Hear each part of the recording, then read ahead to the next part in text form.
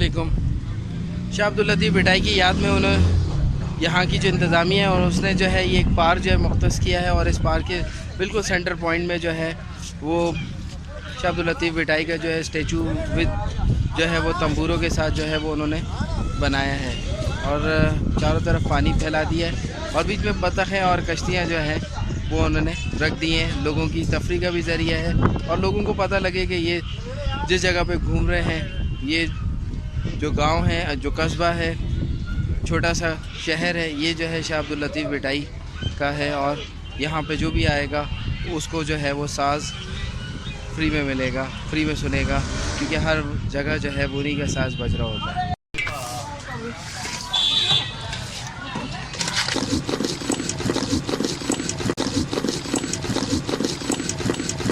आपका नाम क्या है? रमज़ान। रमज़ान भाई लस्सी वाले।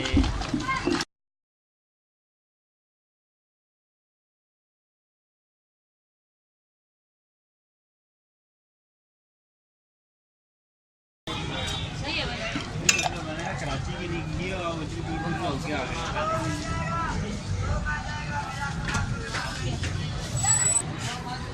गर्मी के मौसम में वो भी नमकीन लस्सी जो है ये आपकी गर्मी को भी जब भी आए शाह अब्दुल लतीफ़ भिटाई के रमज़ान भाई की लस्सी ज़रूर पिए, यानी कि उनकी बनाई हुई लस्सी।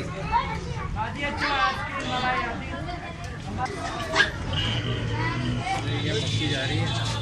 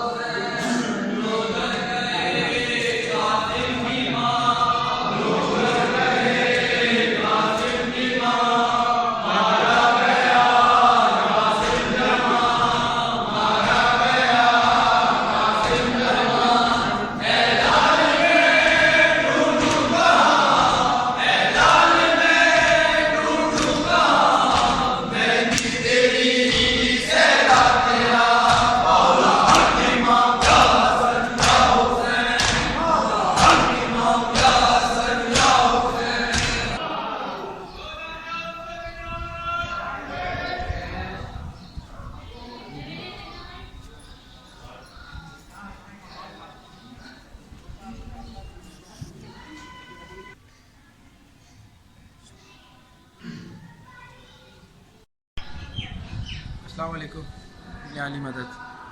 आज हम शाह अब्दुल लतीफ़ बेटाई के दर पर हैं, उनकी ज़ियारत को आए हैं और मेरे पीछे जो है उनके वालिद बुजुर्गवार की जो है वो रोज़ा है। शाह अब्दुल लतीफ़ बेटाई के वालिद शाह हबीब जो है वो बगदाद से ताल्लुक़ रखते थे, एक मोअज़्ज़िज़ घराने से ताल्लुक़ रखते थे और इस घराने में इल्म और माफ़रत जो थी वो एक आम सी बात थी। इनके ख़ानदान में मुख्तलिफ़ लोग मुख्तलिफ़ चीज़ों में जो थे महारत हासिल रखते थे, कोई शायरी में, कोई म्यूज़िक में, कोई जो है वो इल्म में, कोई अदब में, कोई फ़लसफ़ा में। तो इनके वालिद साहब को जो था वो म्यूज़िक का बहुत शौक़ था और शायरी किया करते थे। तो वो ये चीज़ उन्होंने अपने बचपन में सीखी और फिर जैसे जैसे ये लोग किसी चीज़ में महारत हासिल करते थे फिर ये आगे निकल जाया करते थे। तो इनका पूरा ख़ानदान जो है माइग्रेट करके जो है वो इस तरफ सिंध की तरफ आया और यहाँ इन्होंने सुकूनत इख्तियार की और यहीं शाह अब्दुल लतीफ़ बेटाई जो है वो यहाँ पे पैदा हुए।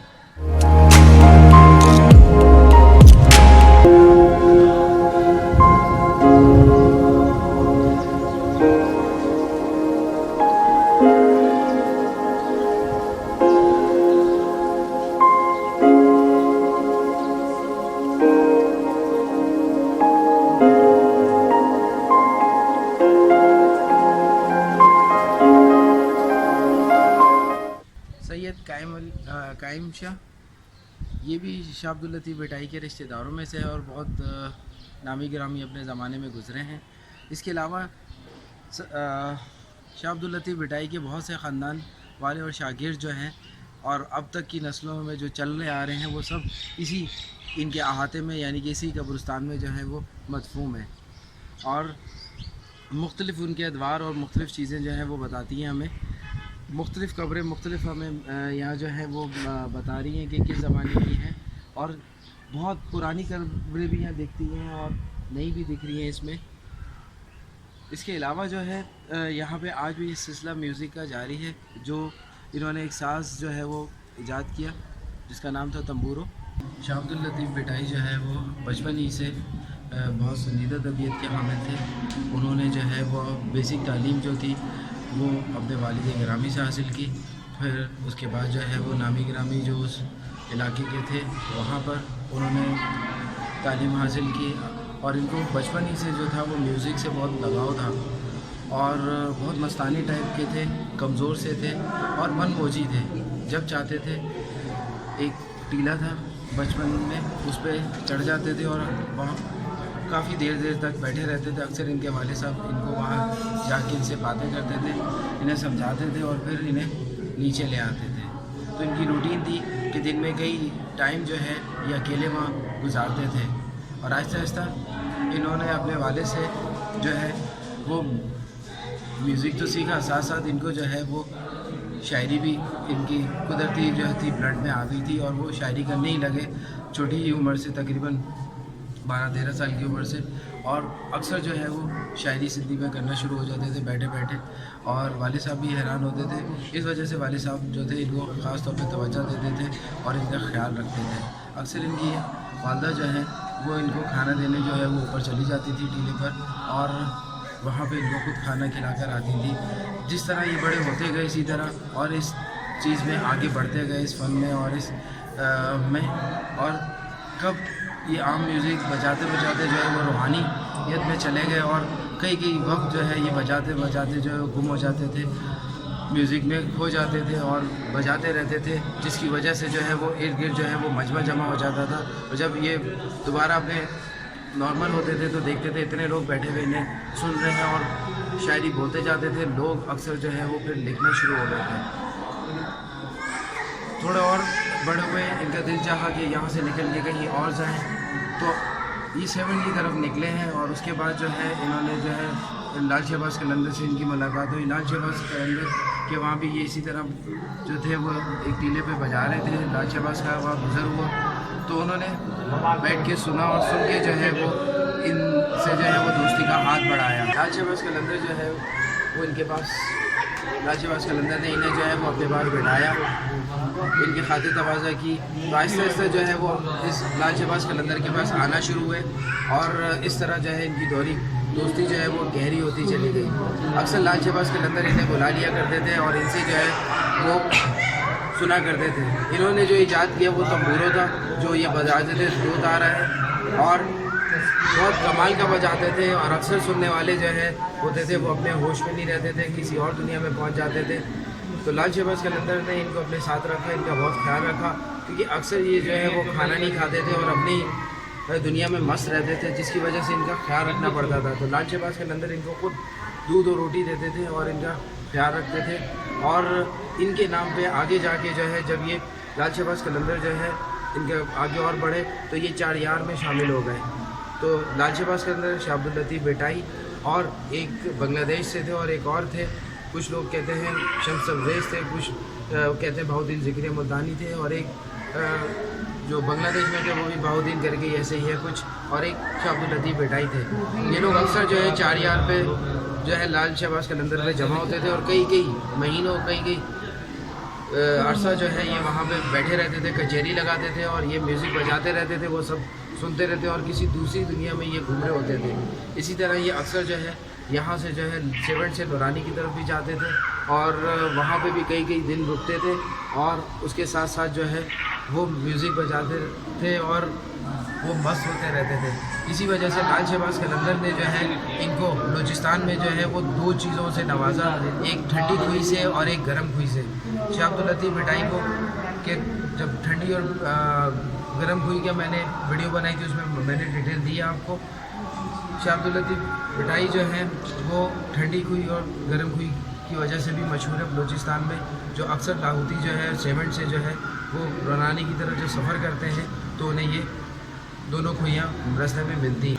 शाह अब्दुल लतीफ़ बिटाई ने बहुत सारी जो है वो रूहानी पोइट्री भी की है, यानी कि हकीकी की है शायरी, और इसके अलावा जो है वो इन्होंने कुछ जो है इश्क़ मिजाजी की भी शायरी की है। ज़्यादातर जो है इश्क़ हकीकी की शायरी में मशगूल रहते थे।